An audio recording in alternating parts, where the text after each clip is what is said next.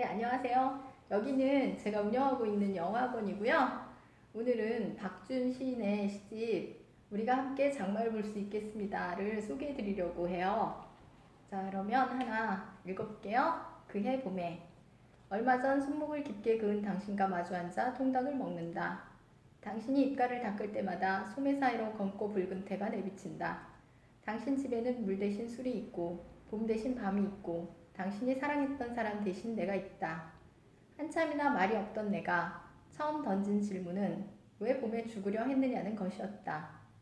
창밖을 바라보던 당신이 내게 고개를 돌려 그럼 겨울에 죽을 것이냐며 웃었다. 마음만으로는 될 수도 없고 꼭 내 마음 같지도 않은 일들이 봄에는 널려 있었다.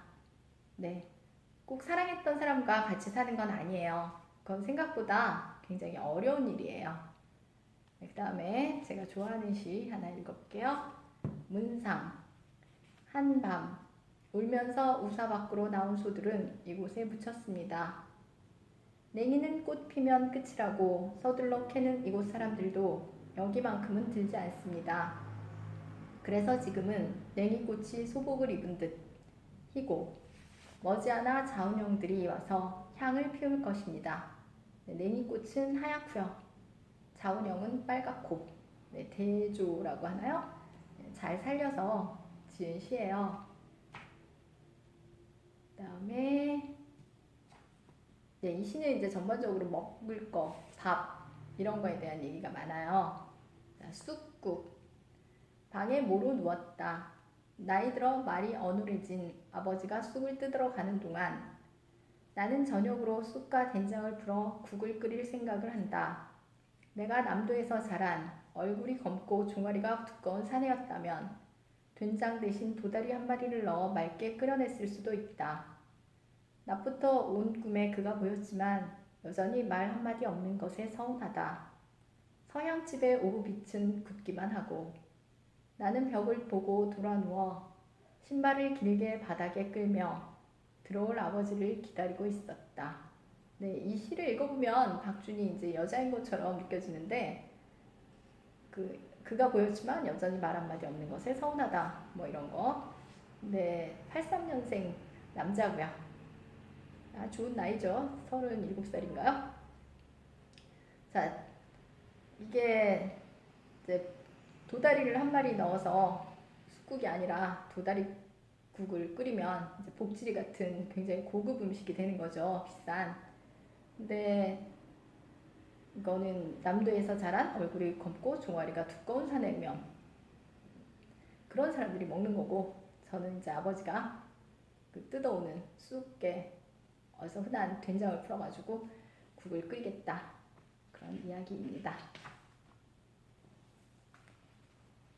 다음에 이제 2부로 넘어갈게요. 2부 여름이에요. 자, 2부는 눈빛도 제법 멀리 두고 라는 부제가 붙어 있습니다. 여름의 일, 묵호. 연을 시간에 맡겨두고 허름한 날을 보낼 때의 일입니다. 그러니까 허름한 날을 보낸다는 건 막 살았다는 얘기고요. 연을 시간에 맡겨둔다는 얘기는 이제 자연, 인연할 때 그 연이에요. 한자어는 없고요. 그러한 연을 얘기합니다.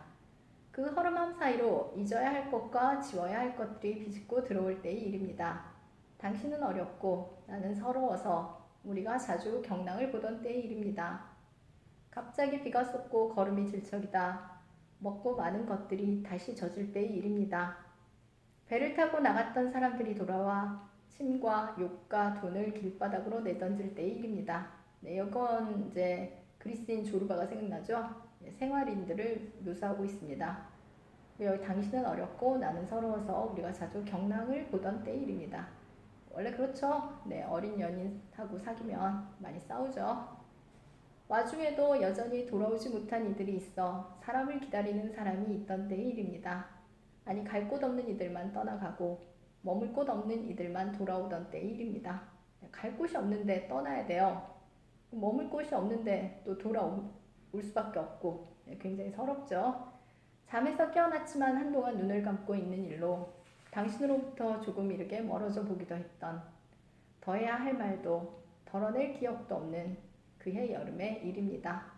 네, 그 여름 일을 이제 생각하는데 그 어린 연인이 잊고 싶은데 잊혀지지가 않는 거죠. 그 김광석 노래 잊어야 한다면 잊혀지면 좋겠어 뭐 그런 노래도 있고 김소월 시에도 어제도 오늘도 아니 있고 먼 날 그때 잊어노라 이런 말도 있고 네, 잊고 싶을 때 딱 잊어지면 좋겠지만 그렇진 않고요. 세월이 지나야 잊혀집니다. 네, 이게 오늘 제가 하고 싶었던 가장 하이라이트 시예요. 초복. 이제 초복이 다가오고 있습니다. 동네 사람들에게는 토종닭을 주고 타지 사람들에게는 미리 풀어놓은 폐개를 잡아주던 삼거리 닭집 진용이네. 같은 반을 하는 내내 도시락 반찬으로 닭고기를 싸오던 진용이는 닭이 물리지 않는다고 했다. 미용을 배우던 진용이는 일찍 동네를 떠났고 배달 도맡아 하던 진용이네 아주머니는 2해 전 초복 빗길 위에서 오토바이를 몰다 떠났다. 네, 이 대목에서는 이제 사랑을 놓치다라는 영화 생각나죠? 그 이휘양이 송유나 엄마인데 오토바이 타고 가다가 네, 교통사고로 돌아가시죠. 설경구 나오고 그런 영화예요. 자주 취해 있던 진용이네 아저씨는 나를 알아보지 못했는지 토종닭을 구별하지 못했는지 간혹 내게 폐개를 주었다. 한 번은 사온 닭을 전기소추로 삶은 적도 있었다. 뜸이 들다가도 보온으로 넘어가는 전기소 탓일까? 혹은 그날도 폐개를 받아온 것일까? 닭은 밑도 없이 즐겼다. 이제 전기소추는 고칠 만한 곳을 찾지 못하면 버릴 만한 날을 찾을 것이다. 설익은 밥을 물에 말아 먹는 것으로 복다림을 대신한다. 진용이는 인천 어디에 있다는 미용실에서 백숙처럼 흰손으로 사람의 머리털을 자르고 있을 것이다. 한참을 자르다가도 멈춰서서 이 여름 저녁으로 밀려드는 질긴 것들을 물끄러미 바라볼 것이다. 그쵸? 친구 진용이가 생각나죠? 어릴 적 친구죠. 네, 닭집 아들인데 거기에 비해서 그 여기 보면 미용실에서 백숙처럼 흰손으로 사람의 머리털을 자르고 있을 이제 진용이는 문화적이었고 예술적인 감각도 있었고 예, 그런 소양이 있던 그런 친구가 그립다라는 시이고요. 네, 마지막으로 하나만 더 읽겠습니다. 마지막으로 하나만 더 읽을게요.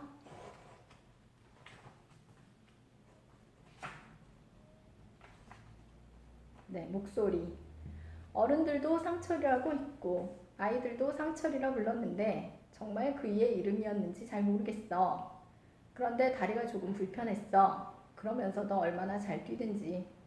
비 오면 비 온다고 소리치며 뛰고 누구 집에 낯선 사람 왔다고 뛰고 등꽃 피었다고 뛰고 그몸이라고 보름이라고 뛰고 그중 목소리가 제일 클 때는 밥 먹고 뛸 때였어. 뭘 뭐라고 해. 자기 밥 많이 먹었다고 말하면서 뛰는 거지. 너도 그만 일어나서 한술 떠. 밥을 먹어야 약도 먹지. 병도 오래면 정들어서 안 떠난다. 일어나, 일어나요. 예, 이건 이제 엄마 목소리가 들리는 거예요. 그래서 제목이 목소리죠. 네, 그래서 여름에 더운데 밥 잘 챙겨 먹고요. 예, 작년 여름에 정말 더웠는데 올해는 잘 보내야 되겠습니다.